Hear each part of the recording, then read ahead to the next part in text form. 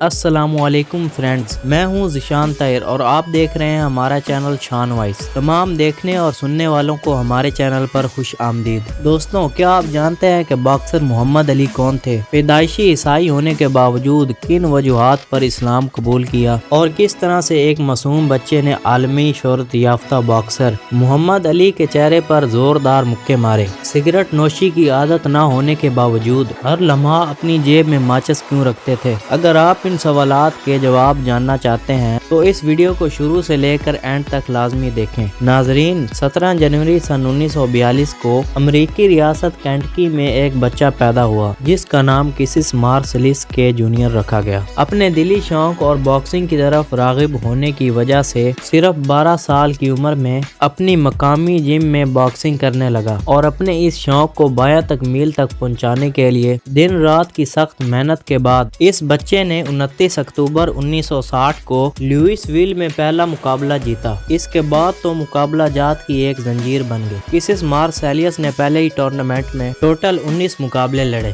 جن میں سے 15 مقابلوں میں اپنے مخالف کو ناک آؤٹ کیا۔ 1960 میں روم اولمپک میں سونے کا تمغہ جیتا اور نہایت خوشی کے عالم میں اپنے آبائی گھر میں واپس آ گئے تاکہ اپنی اس خوشی میں سب کو شریک کر سکیں، لیکن ان کی واپسی تک حالات سازگار نہیں تھے۔ کھیل کے ساتھ ساتھ روزگار بھی ضروری تھا اور یہی وجہ تھی کہ کسس مارسیلیس اپنے روزگار کے لیے ایک ہوٹل میں گئے، لیکن انہیں وہاں ملازمت نہیں دی گئی کیونکہ وہ پیدائشی سے افہام تھے۔ نسلی امتیاز یہاں پر غالب آ گیا اور اس بات سے یہ اتنا دل برداشتہ ہوئے کہ اپنا جیتا ہوا سونے کا تمغہ دریائے اوہاؤ میں پھینک دیا، کیونکہ ان کے نزدیک ایسی جیت کا کیا فائدہ جو انسان کو نسلی امتیاز میں مبتلا کر دے۔ باکسنگ کو اپنا مستقبل جان کر انہوں نے آنے والی زندگی میں کل 61 مقابلے لڑے، جن میں سے 56 میں انہوں نے شاندار کامیابی حاصل کی اور صرف 5 مقابلے ایسے تھے جن میں انہیں ناکامی کا سامنا کرنا پڑا، لیکن ان 56 مقابلوں میں ان کی کامیابی عالمی شہرت پر جا پہنچی اور اس کا کوئی ثانی نہیں تھا۔ کسس مارسیلیس کے جونیئر کہتے تھے کہ I am too fast اور ان کی یہ بات لوگوں نے واقعی تسلیم کی۔ کسس مارسیلیس واحد ایسے باکسر تھے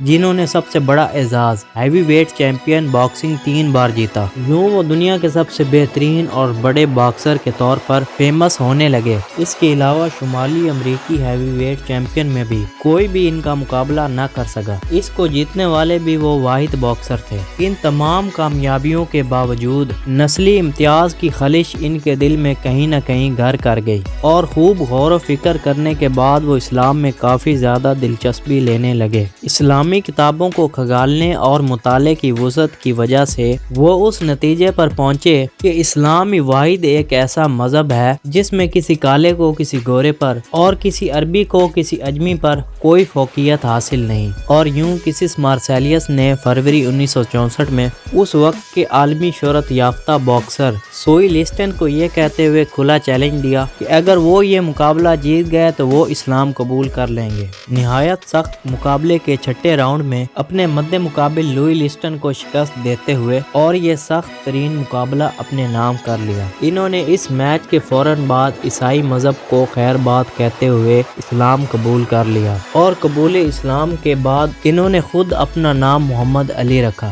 جو کہ انہوں نے عشق رسول حضور پاک صلی اللہ علیہ وآلہ وسلم میں رکھا۔ ان کے خیال میں بطور عیسائی ان کا نام یعنی کیسیس غلامی والا نام تھا، جس کا محض مطلب ہی غلام زادہ تھا۔ وہ اسلام قبول کر کے بے حد خوش ہوئے کیونکہ اب انہیں نسلی امتیاز کا سامنا نہیں تھا۔ باکسر محمد علی کے مسلمان ہونے کے بعد امریکہ میں اسلام کا تصور علامتی طور پر تبدیل ہونے لگا، کیونکہ محمد علی ہر تقریر میں ان افسردہ روایات کو رد کرتے کہ جو امریکہ میں اسلام سے جوڑی جاتی ہیں اور لوگوں کو یہ بتایا جاتا ہے کہ اسلام بجا حدود و حدود کا پابند بناتا ہے۔ محمد علی نے سب سے زیادہ کام ذات پات اور نسلی امتیاز کو ختم کرنے کے لیے کیا اور امریکیوں کو یہ تصور دیا کہ کوئی بھی انسان پیدائشی طور پر غلام پیدا نہیں ہوتا، ہر انسان ایک آزاد فطرت پر پیدا ہوتا ہے، اسی لیے اسے مکمل آزادی ہے کہ وہ آخری سانس تک اپنی حدود کا خیال رکھے۔ ناظرین، محمد علی کے تقوی کا یہ عالم اسلام قبول کرنے سے پہلے بھی قائم تھا، یہاں تک کہ وہ سگریٹ نوشی کے قریب بھی نہیں جاتے تھے،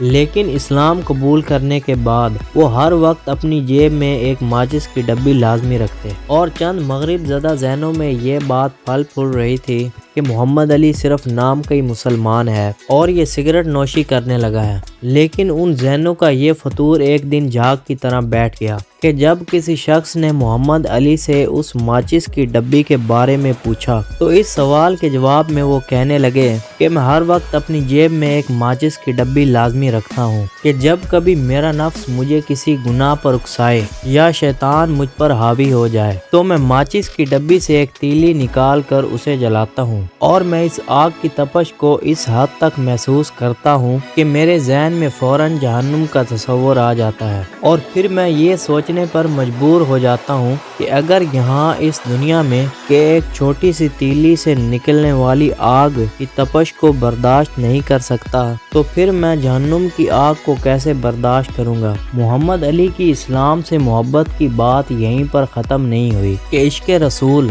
حضور پاک صلی اللہ علیہ وآلہ وسلم کا عالم یہ تھا کہ ہالی ووڈ کیلیفورنیا میں ایک عمارت گولڈن تھیٹر انٹرٹینمنٹ جس کے فرش پر 2500 شخصیات کے نام اس انداز میں آویزاں ہیں کہ ان ناموں کے ارد گرد ایک بڑا سا ستارہ بنا ہوا ہے اور لوگ ان کے اوپر سے گزرتے ہیں۔ اس دور کے منتظمین نے محمد علی کی زندگی میں ہی ان کے نام کو بھی ان شخصیات میں شامل کرنے کا فیصلہ کر لیا، لیکن محمد علی کو یہ بات کسی صورت گوارا نہیں تھی کہ ان کے پیارے حبیب حضور پاک صلی اللہ علیہ وآلہ وسلم جن کے نام پر انہوں نے اپنا نام رکھا کہ ان کا نام زمین پر لکھا جائے، اور پھر جو کچھ لوگ محمد علی کو پسند نہیں کرتے کہ ان کے نام کے اوپر سے گزر جائیں۔ یہی وجہ ہے کہ انہوں نے تھیٹر انتظامیہ سے مطالبہ کیا کہ اگر وہ ان کا نام اپنی لسٹ میں شامل کرنا چاہتے ہیں تو وہ ان کا نام زمین پر نہیں بلکہ کسی اونچی دیوار کے اوپر لکھیں،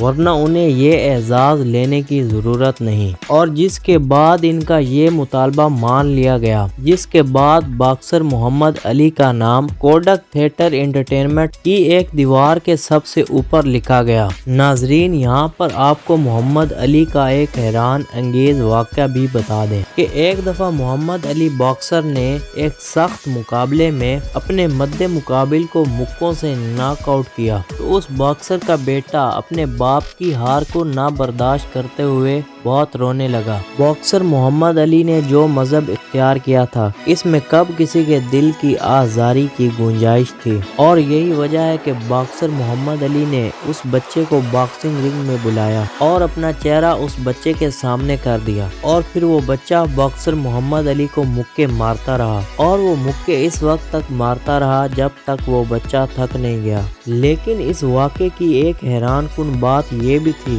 کہ وہی بچہ آخر میں محمد علی کے گال پر بوسے بھی دے رہا تھا، اور شائقین کی تالیوں سے پورا حال گونج اٹھا۔ 1980 میں بھارت کے وزیر اعظم راجیو گاندھی نے محمد علی کو اپنے نمائشی مقابلوں کے لیے اپنے ملک کے مشہور شہروں دلی، ممبئی اور چنئی میں دعوت دی۔ وہاں بھی محمد علی نے فتوحات کی واحد اور شاندار تاریخ رقم کی۔ باکسر محمد علی نے 40 سال کی عمر میں باکسنگ سے ریٹائرمنٹ لی کیونکہ وہ ریشے کے مرض میں مبتلا ہو چکے تھے، اور 1996 میں ایتھلانٹی کی مشعل اٹھائے وہ سب سے آگے کھڑے تھے۔ پوری دنیا کی نگاہیں اس عظیم و شان باکسر اور عالم اسلام کے سفیر پر لگی ہوئی تھی جن کے ہاتھ اس وقت مسلسل کانپ رہے تھے۔ یہ بات ان پر فدا ہونے والے ناظرین اور شائقین کے دل پر گراں گزر رہی تھی اور بہت ساری آنکھیں نم ہو رہی تھی، لیکن اس کے بعد ان کے مکمل چیک اپ کے بعد